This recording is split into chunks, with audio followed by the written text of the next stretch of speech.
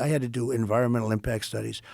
And I would see some of these guys that I'd hire for a lot of money, environmentalists that would get you through the process. And they'd be up in Albany, that's the capital of New York, and they're up there trying to make it tougher for guys like me that were builders because they'd get paid more money. In other words, I had one guy, highly recommended. I was good at getting permits. I was one of the kings of. I was always very good, but the environmental stuff was always horrible. They could slow a project down 10 years, 15 years. I had a project in Louisiana, built big LNG plant. It was for 14 years. It was going to cost $18 billion, one of the biggest, like the Empire State Building, laying down on its side times 4. Massive on the coast, on the Gulf Coast.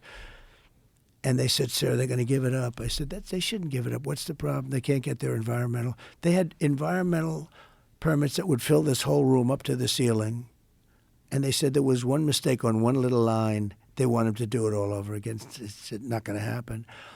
And I got them their permit instantly.